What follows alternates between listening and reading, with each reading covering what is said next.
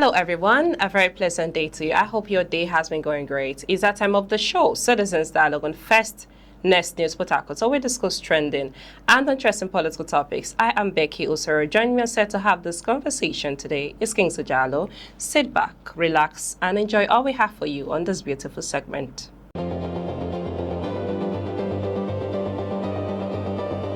Welcome back to the show, Citizens Dialogue on First Next News Potako. Thanks for joining us. I am Becky Osoro. Stay here on set with me is King Sajalo.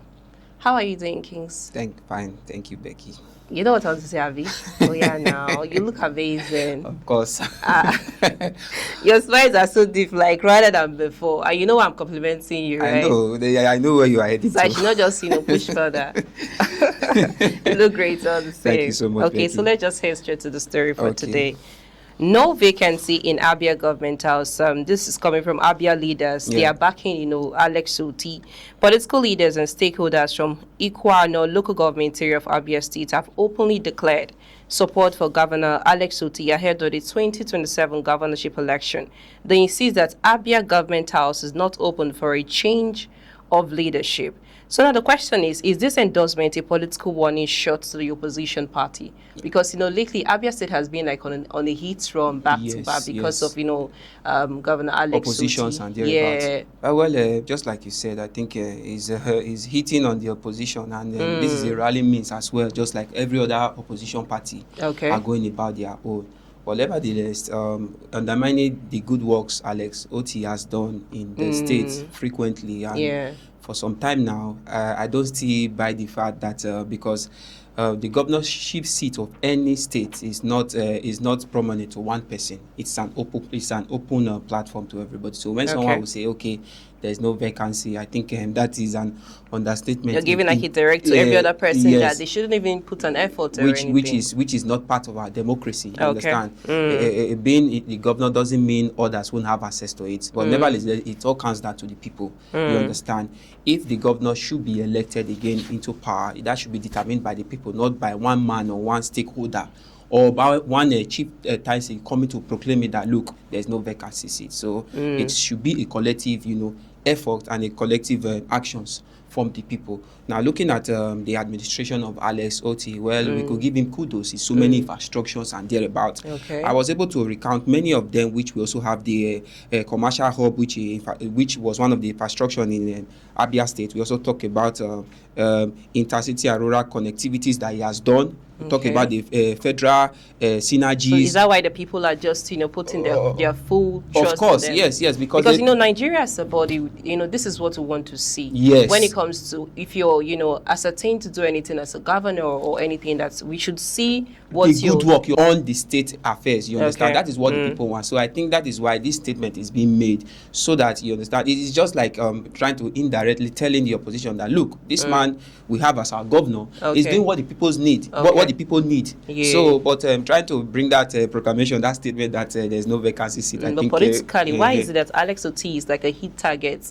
Is it because he's not agreeing to join the opposition party? I think probably that might be one of the reasons why some oppositions are trying to, like I could recall where one of the opposition in the APC that we're talking about the life of Oji Kalu, trying to say we are going to seat the current governor and bring our preferred candidates. Abia State has not said, okay, we are having a special candidate and thereabout. So if any man is trying to appoint one particular person as the best, even to the governor himself, nobody should appoint him as the best candidate. If anyone should be, if anyone should be made as the best candidate for that seat coming 2027 again, it should be done by the people. So I don't believe in this prominent one person mandating the seat to be positioned for one person. Thank you so much. Thank you, Becky. Let's just head straight to the second story.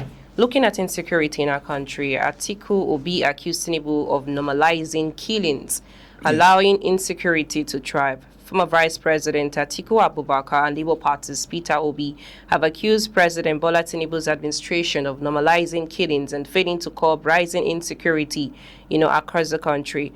looking at what they've said, of course, you know what, when it comes to insecurity in Nigeria, it's like a major, issue at the moment. Every day. Yeah, so is insecurity actually worsening, or is it a perception driven by politics? Oh, well, to my observation, it seems as if, it's something that won't be put to an end anytime soon.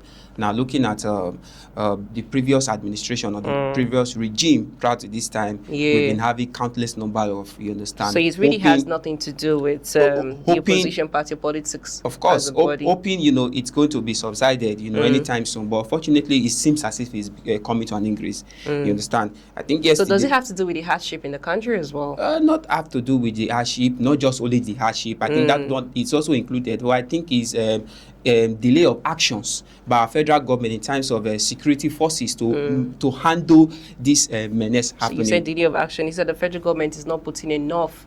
Exactly. Yes. To be honest, Becky, there's not enough infantry in stopping this. You understand? The federal government is also in chief of armed force in the country. I think there should be drastic commands that it should take in order to stop this. Now, let me use some countries. Let me talk USA for this. As we know, US happen to be one of the world's strongest military in terms of military ranking and thereabout. But at least there are some measures the US has shown to the world that look, we are more powerful. Now, in a country like US, with all their actions and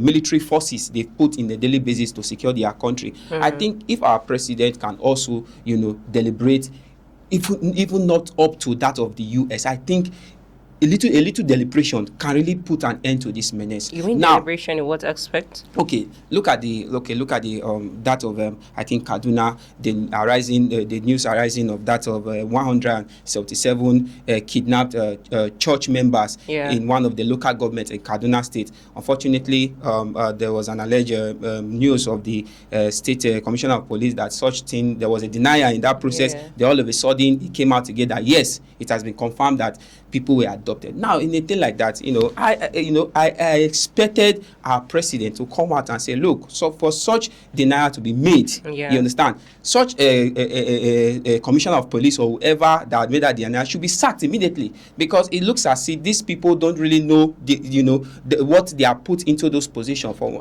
We always say that one of the primary purpose of policy or government is to secure. But they said the information was false, because they said it went through the community. And they said it was a false information. A false information, but it was clarified that people were missing. People were adopted. That is just the fact. There were synergies. There were video clips about it. You understand? The church were, and family has come out to make complaints. There are cries right now, even as we speak, for most families.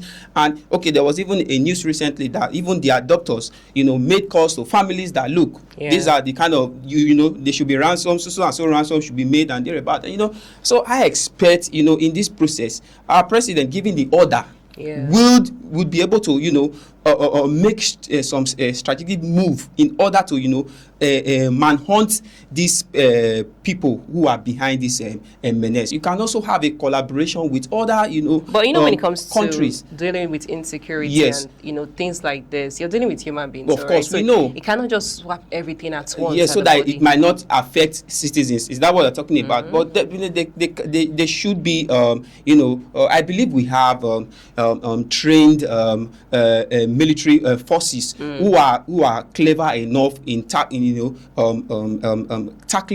insurgencies, tackling bandits from there are people who are very, very vigilant in that aspect. So I think command should be given to them. You understand? Not until it become worsened that we'll begin to see food. At least it should also tell on the president that look, I am coming out for re-election again. I want the people to elect me. Let me do my possible best in order to stop this menace, so that my people can confidently rely on me. I think that should be one of the obligations of our president right now. If such things can, if the level of insecurity can reduce to a minimum level, definitely the people will have confidence. But looking at the menace happening, how does he want Nigerians to have confidence in his re-election again if he's elected as president with the menace happening? Now, because Nigerians has really lost faith in this regime with all this crisis. Enough of we hearing kidnapping, bandit kidnapping, most especially in that region of the country. It's becoming is becoming out of hand. You understand? So I think the president, the federal government, and all high stakeholders should take adequate, strong measures in tackling these things. Enough of negotiation, enough of deniers thereabout. Now, if these things can be done, definitely you will see the end of this. Thank you so much, King Sajalo. Thank you, Becky. It's still the show, Citizens Dialogue on First Nest News Port Harcourt. Let's go for a short break. When we return, we'll dive into ADC. When we return, we'll bring to you more details on that story. I am Becky Usoro. Stay here on Set With Me, King Sajalo. Please stay with us.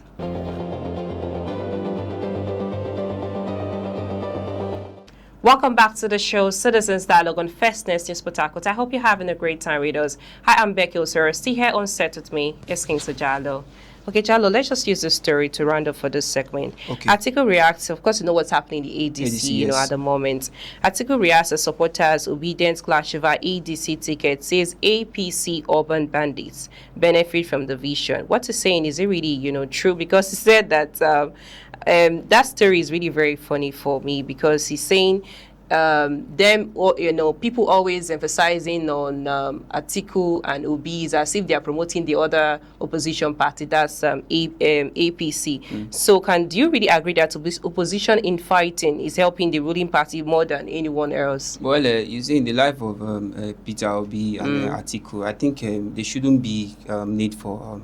because those two people, they are like a team target when it comes to Nigerian politics, and both of them are in one party. Yes. But we hear things like, Obi wouldn't have gone to the ADC and thereabout. Like but I don't think it really matters, when it comes to coalition and trying to bring people who have strong mind and really know much about the political affairs of this country and knows much about the democracy. You understand? And I don't think there is also need for civil war in a particular coalition. You understand? It's all about diligently, making research and finding who a prominent person is best for that political. And the point is, it's not just both of them that actually in that party. Exactly, but they are both seen as the top figures. If you look at it, we have so many prominent people. We have the life of the former governor of Cross River State. We have El-Rufai and Diriba. But these two figures right now, if you could recall, they one time participated in presidency elections. And we know the story of Peter Obi. Yes, so definitely people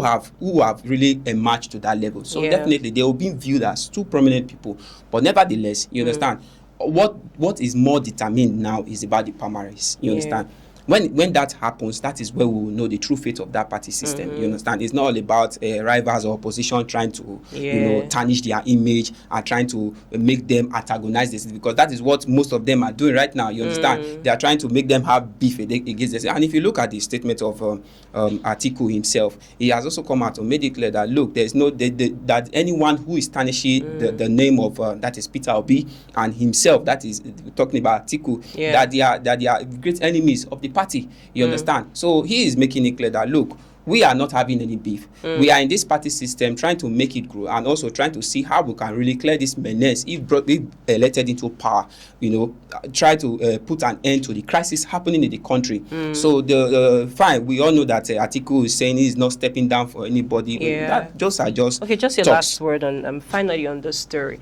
What's your advice to ADC looking out for the 2027 election that is drawing closer? Simple, very, very simple, is to make sure that you bring out the adequate person that will not just move, not just based on 2027 election, not just for the country, and also who will give that platform a good name. Now, why I said this is, when you elect someone into power, it also determines the contribution on the mandate of that person on that particular country determines how well the political party which he emerged from will be given either a positive name or a bad name. Example, when you are elected into power, you are in so and so party, and your reputation is good in your economic system. Definitely to reflect back in your party system. So what am I trying to say? Anyone that is being that emerged in the primary election, you understand, make sure it's someone that will also bring a good name to the party system and Nigeria at large. That is my advice for them. Thank you so much, King Sajalo. It's a pleasure having you on set all the time. Thank you so much. Thanks, everyone. That's our show for today. Citizens Dialogue on First Nest News Port Harcourt. I am Becky Usoro. Many thanks for watching. Bye for now.